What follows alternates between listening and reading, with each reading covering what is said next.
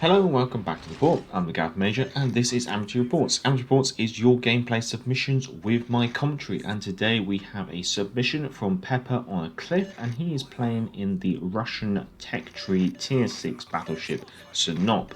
Now this is a tier 6 and 7 game of domination on Tears of the Desert, and he's working in a division. In his division there is a Surrey and a Shores.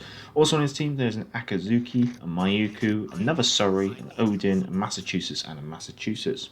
On the enemy team we have a Hatsuharu in a division with Atlanta, so wherever we see an Atlanta, expect the Hatsuharu.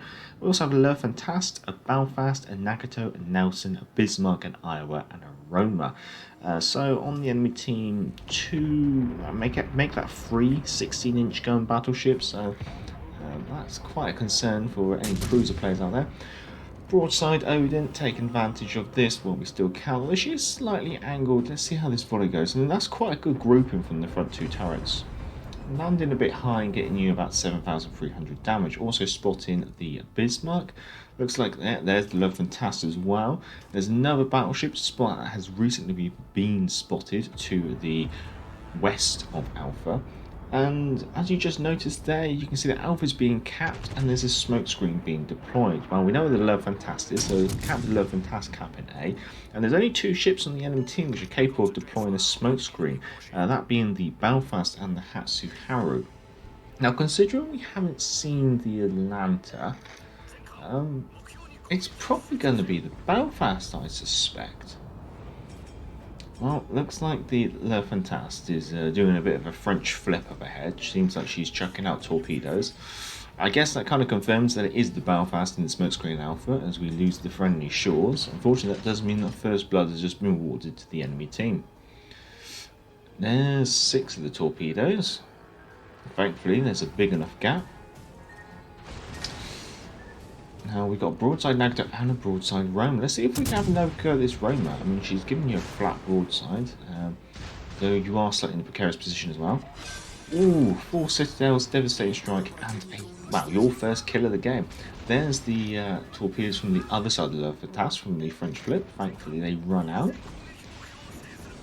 She's also setting you on fire, so she's not afraid to use her guns. Enemy Hatsuharu has been spotted at Charlie, and suddenly the Atlanta is going to be over there as well. Broadside Nagato, and you're able to angle yourself quite nicely against her. Let's see what we can do with this volley here then. So that's the A and B turrets. Grouping looks quite nice. Oh, 2 citadels, and you're really taking a chunk of health off that Nagato, getting yourself up to 96,000 damage, only about 4 minutes and 30 seconds into the game, so plenty of time to see if we can get ourselves another 100,000, I guess you could say. Simply a matter of will the enemy run out of ships. Going a bit broad against Nagato as her volley comes in. Looks like the enemy Bismarck, yeah, is flexing on you as well. Thankfully the Bismarck doesn't have torpedoes, unlike her sister ship, the Tirpitz. That's simply down to wow, the Tirpitz was fitted with torpedoes after the Bismarck was sunk, so that's why it's all historically accurate. Unlike the Sinop, I guess you might say. The Sinop is a paper design ship of World War I era by the Russians. Now, amusingly, her representation in the game is probably following a massive refit, probably sometime in the 30s or 20s, if she was ever built.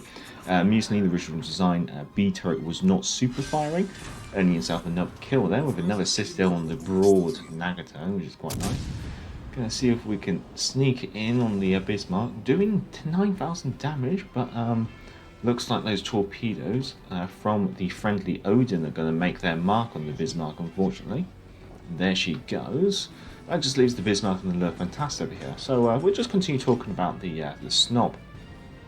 So her original drawn design, B turret was not super firing, and she had a triple funnel system, very small bridge structures. So it can be taken that she's been represented following a massive refit in which B turret has been raised in order to make it super firing. Also, the bridge has been completely redesigned, the funnels have been rearranged. More than likely, the engines have been replaced as well.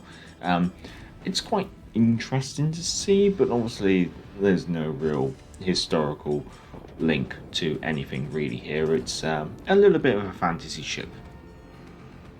So that's the friendly Belfast gone as well. There's more than enough forces over here that can tidy up the Luftwaffe and cap the objective, so it makes sense to start folding over, try and support the other flank where the majority of the remaining enemy ships are focused.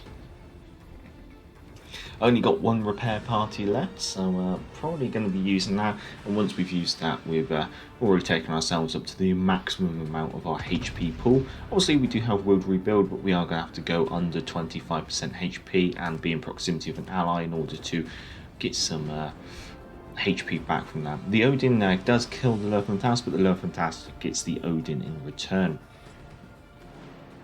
So as always, down in the description will be the commander build as submitted by the player.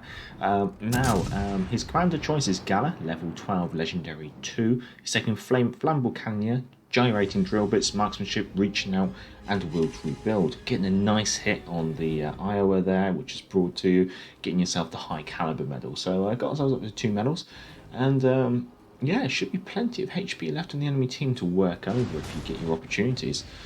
Iowa setting you on fire. Very strange choice from the Iowa. It was expected that she probably would have tried to use AP instead, but oh well. So going on to his inspirations, he's taken Cunningham and Revel. So he's gone for rate of fire as one of his inspirations, and improved accuracy is another one of his inspirations. And looking at his commander traits, yeah, it looks like he's focusing on turret traverse, accuracy, range. Very, very offensive commander build, I have to confess. Now, unfortunately, we don't have the ship modules with this submission, and I mean, I could take my best guess. I mean, more than likely he's had to take target acquisition systems because that's the only module you can choose in your third slot. But as for the first and second slot, it's not quite clear. I mean, probably aiming systems more likely. Has to Harrow, might as well take advantage of this. Just needs one, yeah, there you go, only needs the one shell in order to mop her up. She's that weak. Earning himself his third kill, taking himself up to 136,000 damage. Now, it looks like the tables were turned. At one point, the enemy had 3 caps, and now it's all turned in favour of PepperOnACliff's team, and they now have the 3 cap advantage. The Atlanta's down to about 10,000 HP, so might be able to work her over, but being the Atlanta is a light cruiser and she's showing you broadside, there's always the potential that with your 16-inch shells, they might just overpen. Looks like you potentially overled her in that case, or she's slowed down. Doing a minor adjustment with the rear turret, but looks like she's sped up, so she's definitely playing with her propulsion, I guess you could say. However, it looks like the Atlanta's going to be mopped up, and doesn't seem to be much point trying to keep your guns locked at her, unfortunately. That just leaves a Iowa and a Nelson on the enemy team. And so, as the slow battleships closing the noose on the enemy team, you can start to see how the enemy is slowly folded up. Now, whether this Iowa is not going to be expecting you to come around the corner is quite potential. She might offer you something nice and flat and broad. That does look to be the case. Nicely lined up. Let's see what we can get. Friendly Surrey unfortunately goes. That's a bit unfair. Look how little HP the Iowa's got left. And yep, kill secured by the friendly Massachusetts secondaries. That's a bit of a shame. That could have got you up to kill number 4. That just leaves the Nelson. The Nelson's, well, trying to drag this game out for as long as he can. He's kind of angled, but I wouldn't say he's angled enough. I think there's a good opportunity here for a 16-inch shell to sneak in through the armour and hit something juicy. Let's see what we can get here. Getting a reasonable hit, about 4,000 damage, but not enough really. She's just angled enough, I guess you could say. So while we just wait for those guns to reload, I can see why he's taking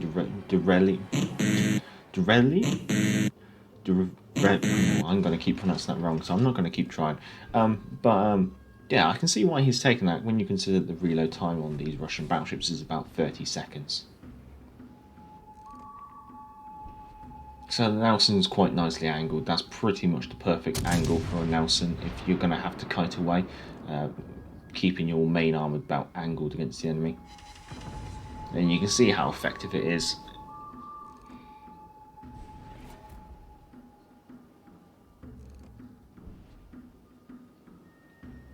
So while we wait for the guns to reload, and this is an interesting one, he decides to go for the beach in order to try and bring all his guns online as quickly and as effectively as possible. Opening fire on the Nelson, but she's still angled, but she's turning stern dead on, and that's one of the worst things you can do in a Nelson, because if you offer the enemy your stern or your bow, you might as well offer them a flat broadside, because that's practically what you're going to do. There you go, there's the Citadel and kill number 4. Could have been kill number 5 if we had nailed the Iowa. Unfortunately, she managed to sneak off with just a sliver of health and someone else bagged her. So here we are at the end screen, and we can see that PepperOnACliff has managed to get himself 192,000 damage, and 9 Citadels and 4 kills. Almost could have made it kill number 5 if that Iowa just didn't have that sliver of health remaining. Getting himself devastating strike against the Roma and high caliber when he had that juicy volley onto that broadside Iowa. When I was talking about the comparisons between the actual paper design of Sinop and the representation in the game. Going on to the team scores, and it's by no surprise that PepperOnACliff has come in top of his team with 2,626 XP. Obviously that does include a 1.5 multiplier. Now, there is no economy screen with this submission, but I can pretty much say, yes, he made a decent amount of money is the best way to put it. But all in all, a very enjoyable submission, a nice high damage game as well, and it was interesting to see it. I haven't really seen many Sinop submissions, so it's good to see, All in all, thank you for sending it in, and if anyone else has any of their own gameplay submissions, the email address is down in the description. Alongside that will be the commander build used by PepperOnACliff, and also the link to Patreon if you want to support the channel on Patreon, as it is a non-monetized channel. So I'd say thank you to everyone, and until next time, I'm the Gareth Major, and back to the port. Hey, hey, clear the way, here comes the galloping Major. Bumpity, bumpity, bumpity, bump. Get out of the way there, you fellows, unless you want me to run you down.